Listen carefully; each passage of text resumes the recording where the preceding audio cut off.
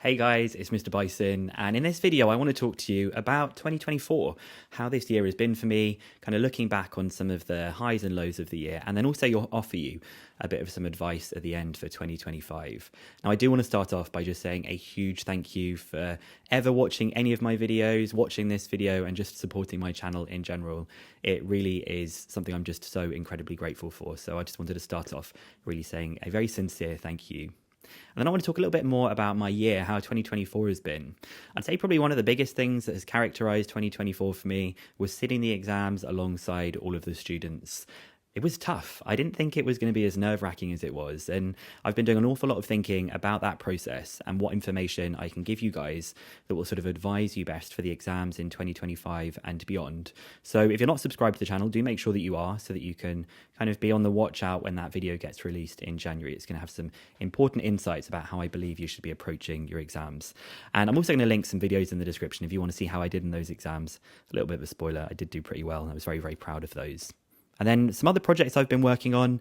If you haven't seen it, I've been working on some chapter summaries. So at the moment, I have my long playlists, which teaches you everything in detail. I've been wanting to add in these sort of more medium form content where you can just do a quick bit of revision, summarizing a chapter. And they've been really fun to make. I've been designing all the questions myself and hopefully passing on some of my expertise to you to make you do as brilliantly as possible in any upcoming mocks or exams that you might have as well. I've also started doing live streams this year. My first live stream was done on my birthday on April the 28th. And I think in the exam season, I had this huge achievement. I had like 1.6k people watching live. It was mind-blowing just kind of doing it right here from my house, and having that many people watch it was a really cool experience. And then, of course, I have just been launching the Bicen Maths Award. If you're not aware of the Bicen Maths Award, again, there is a link in the description to this. But it's basically an opportunity for 5 students in either year 12 or year 13 to win one of these scholarships that has got £150 plus a graphics calculator. So if you're interested in that, do go and check that out. That's kind of another way of me sort of thanking you and wanting to give back to my very special YouTube community that I have here. And then on sort of more like personal side here, I've been spending the last few months learning Turkish. If you don't know, I am half Turkish. It's actually Mr. Bicen rather than Mr. Bicen, but I've always gone with Bicen when I've been at school. And I've been taking lessons in learning Turkish to kind of connect with my dad's family who all live in Turkey, which has been amazing. Really sort of logical, mathematical language. So I think it's sort of playing into my strengths. Look out for more info on that in the future as well, when I can maybe do a bit more than just say like, hello, how are you? And that kind of stuff. And then something that I always do with my friends is we always look back on the year and we always talk about like a highlight of the year, a low light of the year, and then a midlight of the year. And traditionally, I like to start with a low light because then we can always move up from there. You wouldn't have known this about me, but I was so ill in 2023. I had tonsillitis like all the time. So my low point of this year was in February of 2024. I had to take a massive break from YouTube to have my tonsils taken out. Listen, you might have had your tonsils taken out as a kid. When you have it as an adult, the pain is no joke. Such a low light, like 10 days of just being in the worst pain ever. So I'm thankful that I'm through that. Finally, my taste came back. I couldn't enjoy chocolate for a while, but I'm back. Food is normal again, and I haven't been ill, touch wood, all year. So that's been my low light.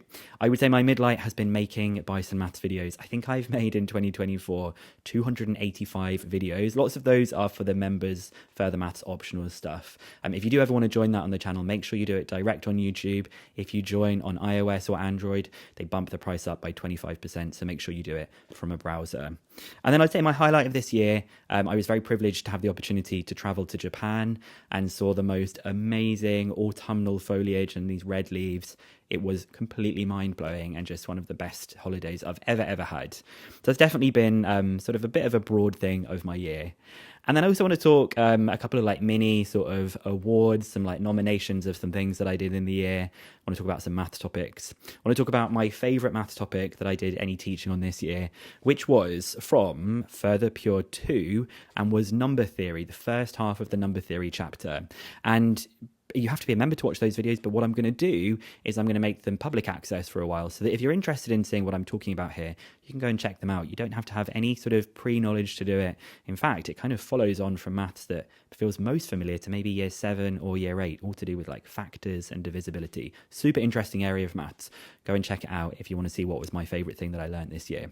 And of course, alongside my favorite thing I learned this year, let's talk about my least favorite thing. Sorry to anybody that does D1, but it was the activity networks in chapter 8. I'm not going to make these videos public because it was so hard.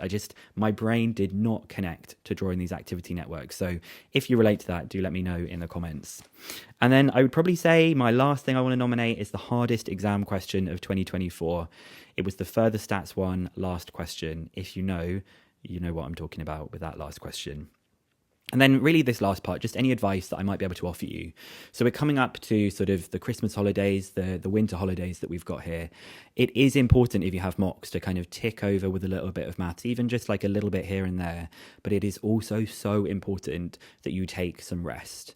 The next part of the year, especially if you are in year 13, is going to be pretty relentless. Mock exams, practice, revision, exam papers. So do make sure that you have time with your family, an opportunity to kind of catch up on some sleep, because that's just a really important part of having these holidays as well. And if you do have mocks, I'll be wishing you all the best of luck with that. I am going to be doing some masterclasses like I did last year that take place on Zoom. That's going to be happening in February half term. So watch out for any sort of updates from me on that as well. And then I guess the last thing I want to say is what should you be doing in terms of January onwards? Well, it's really the beginning of exam prep. So start looking at exam questions, start doing things in timed conditions. And yeah, just wishing you the best of luck for all of this. So that was kind of a bit of a summary of my year and a little bit of an insight into some of my personal life, some of my highs and lows. I hope that you've all had an amazing 2024 and that we will all have excellent things in store for us in 2025. Hope to see you in another video soon. Thank you so much, guys. Bye.